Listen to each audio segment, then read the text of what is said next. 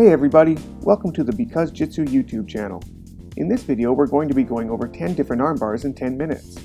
All these techniques have been slowed down so you can see the steps, but they're all very useful in a live rolling or tournament situation. Remember to hit that like and subscribe button if you enjoy what you see. And without further delay, here are 10 arm bars in 10 minutes. The first one on the list makes sense to start with the basics. We're going to start number 1 from closed guard, the most common, most basic, but highly useful armbar that you'll use all the way from white belt to black belt. We're starting with a standard armbar from closed guard. Notice how I've dragged my opponent's arm by his tricep halfway across my body, while my other arm is deep in his collar, breaking his posture. My left leg comes up to the hip, squeezing against his shoulder. I twist my other leg 90 degrees to his spine, and then use the hand that was in his collar to clear his head as I swing my left leg around it. Now bringing both my hands to his wrist, I pull both my heels towards the ground as I lift my hips for the finish.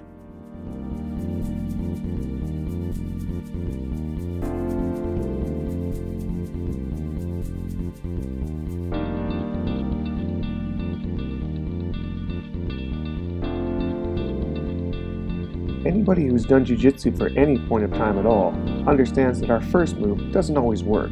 It's always good to have a contingency plan, depending on what your opponent does while you go through the move you're looking for. Number 2 on the list. I call this the planned B Armbar. We're basically going through all the same steps as the first armbar, except once we've swung our leg around the head to try to get that first armbar, they see it coming and they rip their arm out, posturing back hard. While they're postured back, we flare our left leg out, hooking our foot against the back of their neck. We're going to collect their secondary arm, swing our right leg around their head, and pulling their posture down with our legs, then extending our hips to finish this tight, unexpected armbar.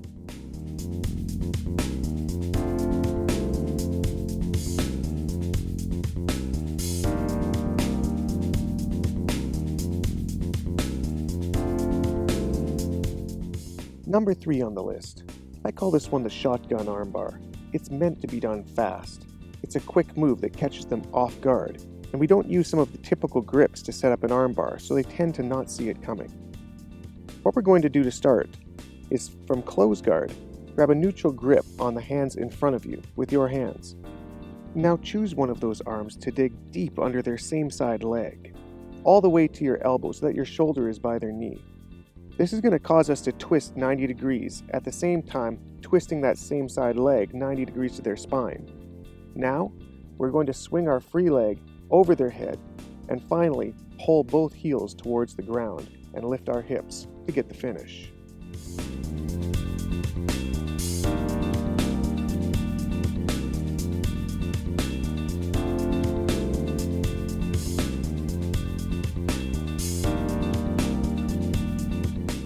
Number 4 on the list, the Underhook Armbar.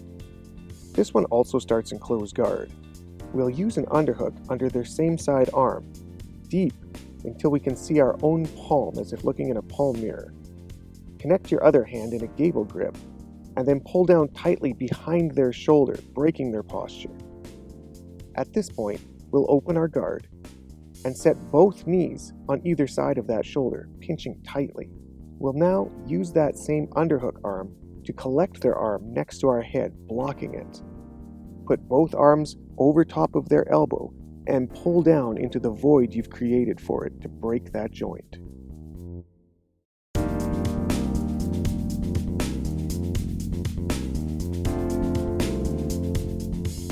Number 5 on the list, the double arm bar.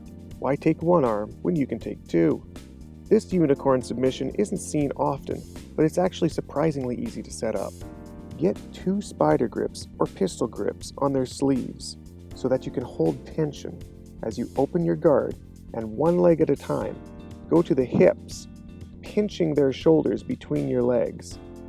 At this point, we will swing one leg at a time over top of their shoulders and connect it into a high guard. Whether they try to stand or stay seated here, you can finish this double arm bar simply by extending your hips. Number 6. The armbar from high mount. I like to always go to high mount when I take the mount. It's a great place to isolate arms and throats to attack without being worried about being bucked around so much. So to do that, I'm going to take one arm at a time, elbow down in front of their trap, pulling my knees up under their elbows to solidify the high mount, pinching my knees. At this point, I posture up and allow my opponent to frame off of me with one or both arms. I'm going to select the arm to attack, overhook it, and use my other arm to post off the ground. Shifting my weight onto the posted arm, I swing 90 degrees to their body, placing my thigh behind their shoulder to prevent their elbow from being able to hit the ground. At this point, leaning on that posted arm again, my leg becomes light so I can swing it over their head, falling down to my butt tight to their shoulder, pinching my knees as I lean back and extend my hips for the finish.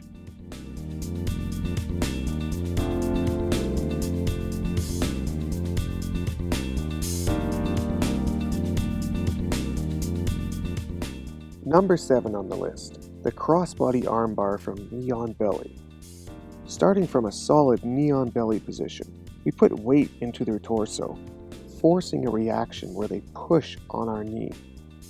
We're going to use our lower arm to dig an underhook behind their tricep and lean weight on our elbow to their wrist. Next, we take our weight off the knee on belly, pulling up on the underhooked arm. This turns them onto their side and allows us to pivot behind the other side of their body, placing a shin to their armpit. We sit our butt tight down to their shoulder, lean back, and extend for the finish.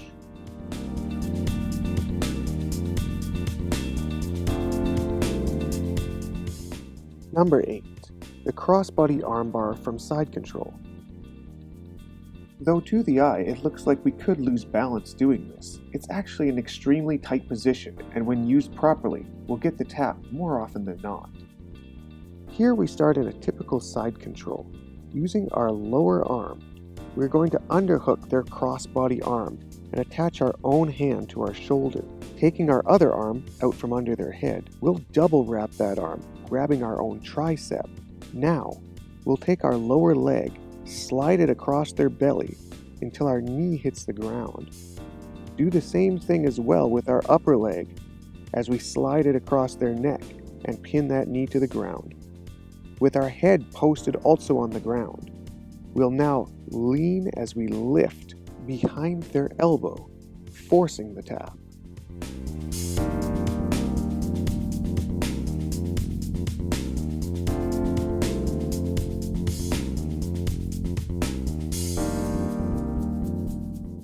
Number 9. Armbar from the back. Although the back is used mostly for choking, there's always an option to attack the arm if the chokes aren't working for you. Starting on a rear mount with both hooks and a seat belt, we're going to take our underhook arm and pull it up inner elbow to inner elbow.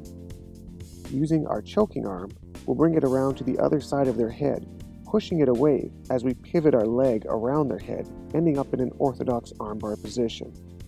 From here, like every armbar, we pinch the knees, go 2 hands to the wrist, lean back, and extend our hips for the finish.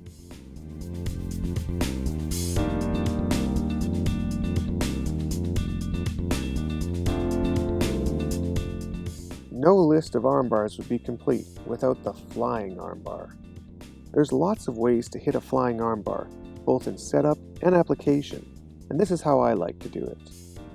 Starting from standing, we get a collar and sleeve grip, except our collar hand will be on the same side as the sleeve we're gripping. We step back slightly to pull them forward. Stepping forward with our sleeve grip side leg, we kick our other leg high under their far armpit as we launch into the air, turning towards the free arm side of their body. Our butt should make connection as we've turned 90 degrees, but we continue to turn 180 degrees, ending up in a full armbar on the ground. Again, pinching the knees, leaning back, and extending our hips to get the tap.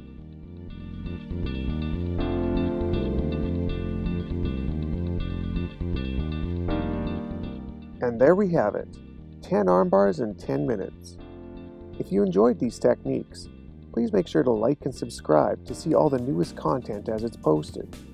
And if you have any suggestions for future technique videos, feel free to take to the comments section and let us know what you'd like to see next.